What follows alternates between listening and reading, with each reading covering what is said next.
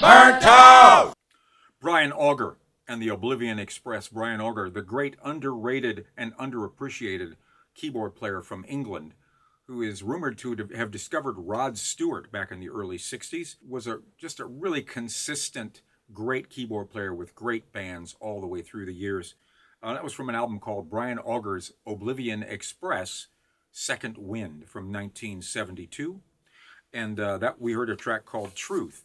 That I understand that the singer, Alex LeGertwood, who later sang with Santana and David Sancious and Uriah Heep, Alex LeGertwood wrote that for Jeff Beck. He was a very short-lived member of the Jeff Beck group when Jeff Beck took off from the Yardbirds and started to do his own thing. And the first Jeff Beck album is called Truth, so there you go. I'm not sure how the connection works there, but that was Brian Auger on the organ and the electric piano, Alex LeGertwood on the vocals, Robbie McIntosh, who was later a founding member of the Average White Band, on the drums, Jim Mullen on the bass, and Barry Dean on the guitar. Brian Auger. We're going backward through the playlist now, Before Brian Auger, we heard Gil Scott-Heron and Brian Jackson from a half-live, half-studio album called It's Your World. It was recorded, the stuff that we heard was the live stuff. It was recorded at Paul's Mall, a club in Boston, on July 4th, I believe, 1976. It was right around the July 4th holiday. It was released in November of 1976. Gil Scott-Heron on the lead vocal and electric piano, Brian Jackson on the keyboards, Victor Brown on the vocals, mostly background vocals there, Danny Bowens on the bass, Reggie Brisbane on the drums, Barnett Williams and Tony Duncanson on the percussion, Bilal Sunny Ali on the tenor saxophone, and Delbert Taylor on the trumpet. That was a song called Home Is Where the Hatred Is, that was originally on his debut vocal album, his debut album as a singer, which was called Pieces of a Man. That was Gil Scott-Heron, It's Your World. Before that, we heard Tower of Power from another great live album. That was called Live and in Living Color. It was released in 1976. It was recorded mostly in Sacramento, California. And it was released in May of 1976. That song was, of course, their biggest hit, or one of their biggest hits, What Is Hip? It was originally from the album called Tower of Power in 1972. This was a particularly fiery version. Hubert Tubbs on the lead vocals. He was not with them for very long, but really great job on this album. Bruce Conti on guitar. Chester Thompson on the organ, liberally featured on that tune. Francis Rocco Prestia on the bass. David Garibaldi, who had a sound all his own, and it worked perfectly for Tower of Power. This was his last album with Tower for many years. He had issues with some of the drug problems that some of the members had and ended up just leaving. Lenny Pickett on the tenor saxophone. Lenny Pickett has for many years been the musical director on Saturday Night Live, but before that he was with Tower. Emilio Castillo, who still fronts the band on the background vocals and second tenor saxophone. Steve the Dr. Kupka on the baritone saxophone, still with the band, still doing it. Mick Gillette on the trumpet and trombone, and Greg Adams on the lead trumpet. Tower of Power from 1976, What Is Hip? Before that, we heard a group called The Heavyweights. There's a new album out. I'm going to wave it at you right now. It's called The Heavyweights, Live at the Mint. It was recorded in July of this year. It actually says there right on there. But it was recorded in July of this year. The band consists of Eric Krasno from the bands Soul Live and Lettuce. He's also done some great solo stuff on the guitar. Corey Henry on the organ. And Robert Sput Seawright on the drums, who's most famous for playing with the band Snarky Puppy. Really nice stuff. They do a lot of cool stuff. We heard a very slowed down version of the Joseph Zawinul composition called Mercy, Mercy, Mercy that was originally done by Cannonball Adderley's quintet back in the day. But they do Stevie Wonder's Big Brother, The World is a Ghetto by War, Mercy, Mercy, Mercy, Hey Joe, the song made famous by Jimi Hendrix, What a Wonderful Thing Love Is, I believe that's a Corey Henry title, Get Back, the Beatles song, Billy Cobham's Red Baron, Something, another Beatles song, Into Change Is Gonna Come, the Sam Cooke song, Miss Purdy, Cocoa Butter, and Got to Give It Up, the Marvin Gaye song. The Heavyweights. Now I had to use a live video of that, so because there isn't anything available from the album on YouTube yet, but I think that I think you get the idea. It sounds great.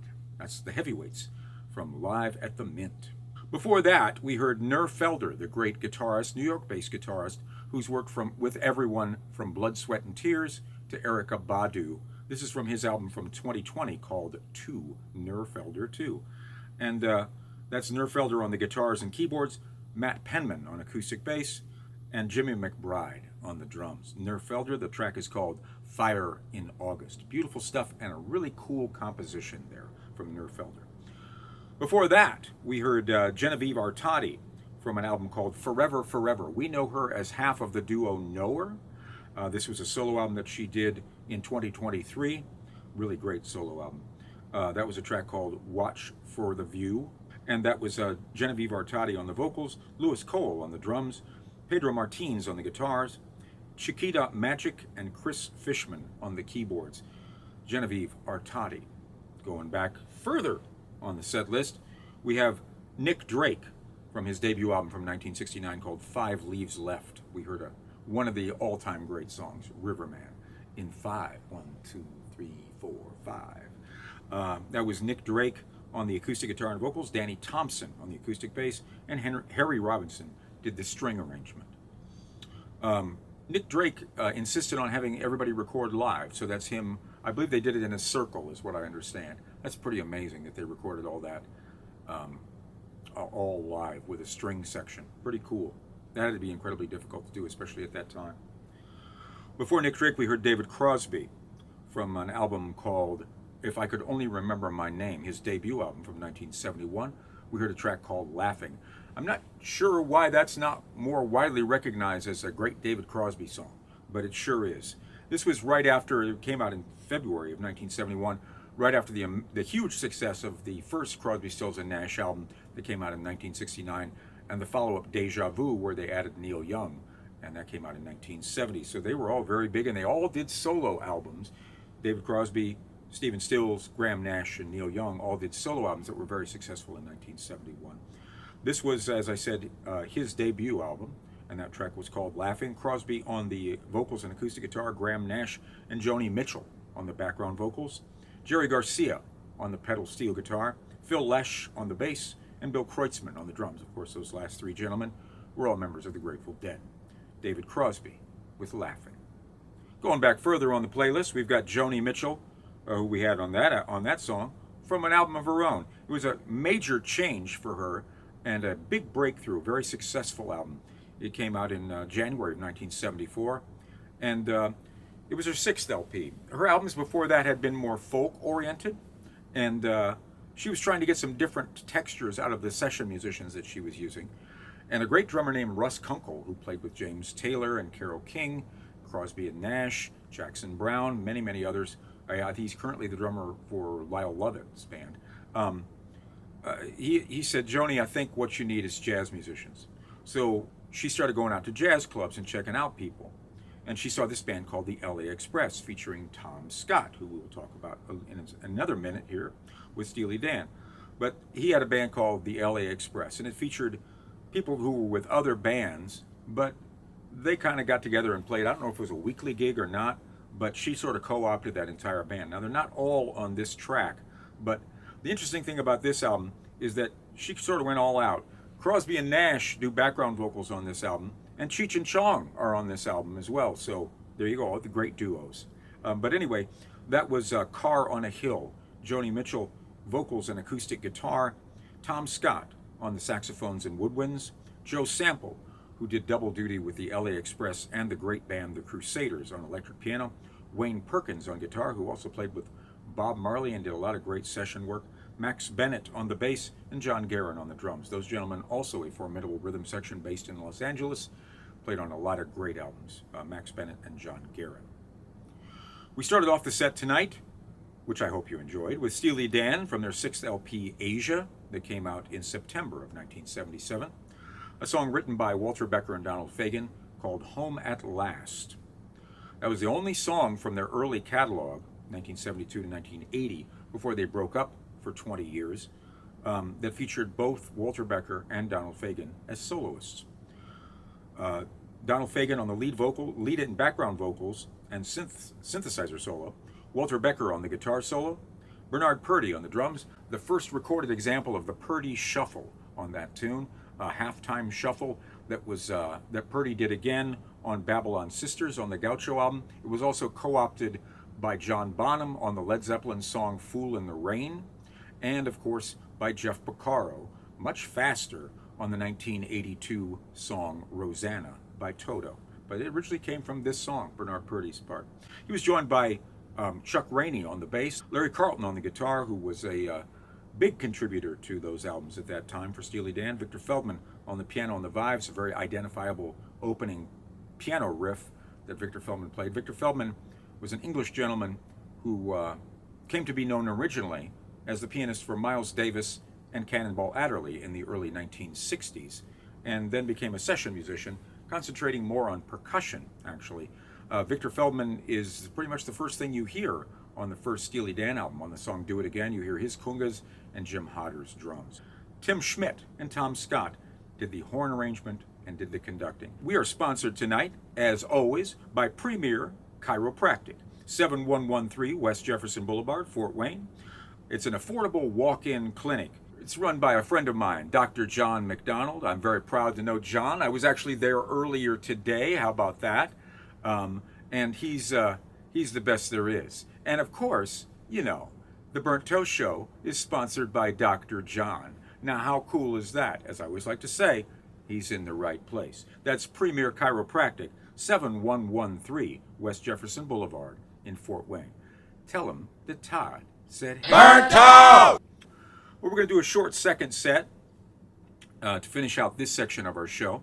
We're going to start the second set with Michael Kiwanuka, the British singer-songwriter, from an album from 2024 called Small Changes. This is his fourth LP, and we'll play the title track.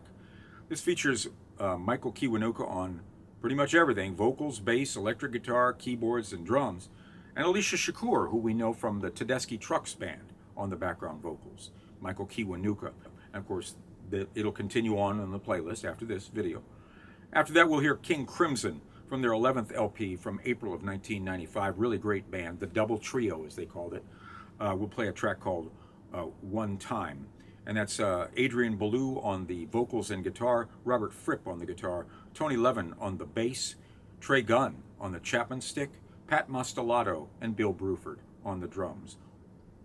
After that, we'll hear Michelle Ndegeocello from her album called Comfort Woman from 2003. We'll hear a song that was, she has Bob Marley as a co-writer because she sort of co-opted one of his lines, a very heavy line.